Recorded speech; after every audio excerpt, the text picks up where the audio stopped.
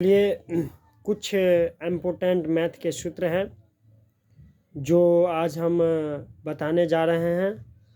और बताने से पहले हम जो हैं कुछ शायर से पेश करेंगे, क्योंकि हम चाहते हैं कि कुछ शायर होने के बाद पढ़ाई में कुछ एक अलग जान आ जाता है, अलग जोश आ जाता है और बच्चे में पढ़ने की हौसला जाग उठती है और बच्चे उससे और मेहनत करने का काम चालू कर देता है। तो चलिए शुरू करते हैं। शायर हैं, खुद को अजमाते अजमाते बदल गई ज़िंदगी। खुद को अजमाते अजमाते बदल गई ज़िंदगी। खुद को सबसे पहले जगाते जगाते बदल गई ज़िंदगी। खुद को सबसे पहले जगाते जगाते बदल गई ज़िंदगी।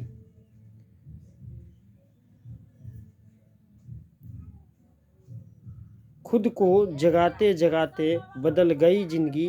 अजमाते अजमाते बदल गई ज़िंदगी।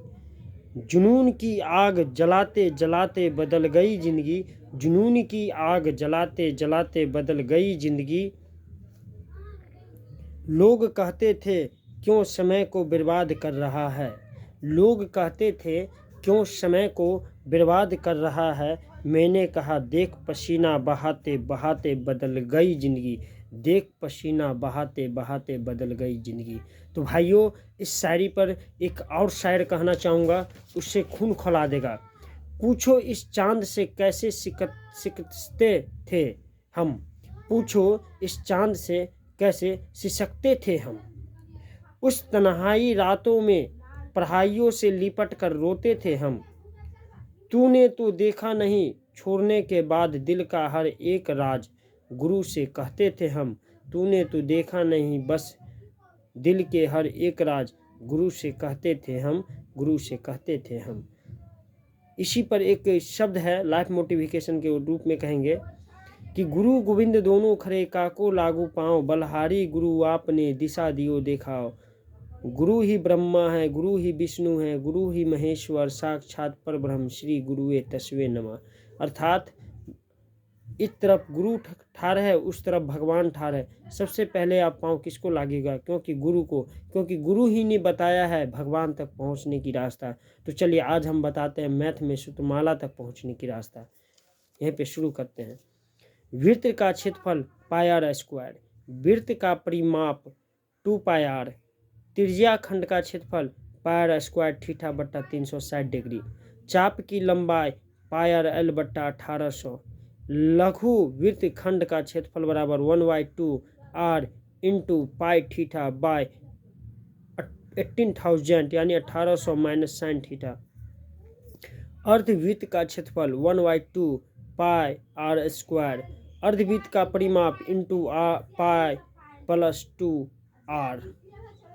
चलिए नेक्स्ट है, कोण की संख्या 5 है। आसन को प्राकृतिक संख्या किसे कहते हैं?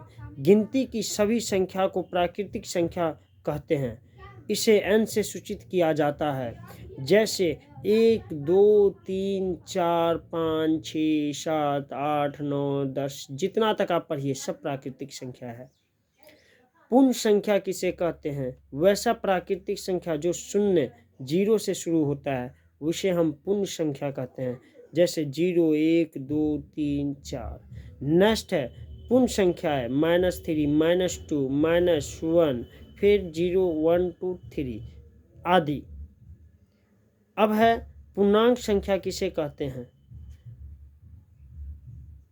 जिसे -7 -4 -2 0 7 4 2 आदि का पूर्णांक संख्या कहते हैं। जैसे जेड से सूचित किया जाता है, ZERO 0 क्या है? शून्य है। नेक्स्ट है नोट में लिखेंगे, कोई भी प्राकृतिक संख्या शून्य क्या नहीं होता है? विभाजित नहीं होता है। अब है भाज्य संख्या किसे कहते हैं? ऐसी संख्या जिनका 2 से अधिक गुणनखंड हो उसे भाज्य संख्या कहते हैं, जैसे 4 6 8 10 12 20 25 30 40 इत्यादि। अभाज्य संख्या किसे कहते हैं? ऐसी संख्या जिसकी केवल 2 ही गुणनखंड हो उसे अभाज्य संख्या कहते हैं। 2, 3, 5, 7, 11, 13 इत्यादि। सम संख्या किसे कहते हैं? ऐसा संख्या जो 2 से पूरा पूरा विभाजित हो उसे सम संख्या कहते हैं और उसे अभाज्य संख्या भी कहते हैं। जैसे 2, 4, 6, 8, 10 इत्यादि। विषम संख्या किसे कहते हैं? ऐसी संख्या जो 2 से पूरा पूरा विभाजित नहीं हो उसे विषम संख्या कहते हैं। जैसे 3, 5, 7, 11, 13, 17 इत्यादि। सबसे छोटी अभाज्य संख्या, सबसे छोटी प्राकृतिक संख्या क्या है, यह आपको अगले स्टेप में हम बताएंगे। अब है यूक्लिड विभाजन एल्गोरिथम। 2 धनात्मक पूर्णांकों के निम्न में से किसे परिकलित कहते हैं? मौशा को। किसी धनात्मक पूर्णांक a तथा के लिए इंटू ए बी का मौशा निम्न में से किसके बराबर है? a मल्टीप्लाई b के बराबर। 2 या 2 से अधिक अभाज्य संख्याओं का मौशा 1 होता है। 2 क्रमिक संख्याओं का HCF होगा 2। निम्न में से किसी गणित the board graph of in the choice चुनाव पुस्तक लिखी तो उसे जो गार्डन। महत्तम समावर्तक इंटू ए बी मल्टीप्लाई लघुत्तम समावर्तक इंटू ए बी बराबर होगा a²b। यदि और b किसी बहुपद f इंटू x बराबर x² plus bx plus c के तो उसका आंसर होगा b² minus 2ac bye c2। Next word है यदि a और b किसी बहुपद f इंटू x बराबर x² प्लस px प्लस 4 के शून्य हो तो यदि 1/a और 1/v इनके शून्य हो तो बहुपद होंगे। आंसर में 2x² प्लस px प्लस 1। अब नेक्स्ट में है परिभाषा। प्रमेय संख्या जिसको हम कहते हैं इंग्लिश में रिलेशन नंबर्स। p/q के रूप में संख्याओं को प्रमेय संख्या कहते हैं जहां p तथा q पूर्णांक है तथा q बराबर इक्वल टू 0। जैसे 2, 0, -4, फिर 5/6, फिर -7/8। प्रमेय संख्या किसे कहते हैं? फिर है रिलेशन नंबर। जिस संख्या का पूरा पूरा वर्गमूल होता है उसे हम प्रमेय संख्या कहते हैं। जैसे √16 4, √25 5, √9, √15 ये अप्रमेय संख्या है। अप्रमेय संख्या इंटरनेशनल नंबर।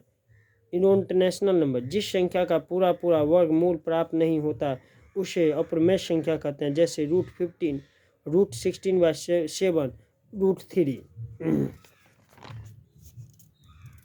चलिए अब मैं अपने वाणी को यहीं पे पूर्ण विराम करता हूँ और जय हिंद, जय भारत।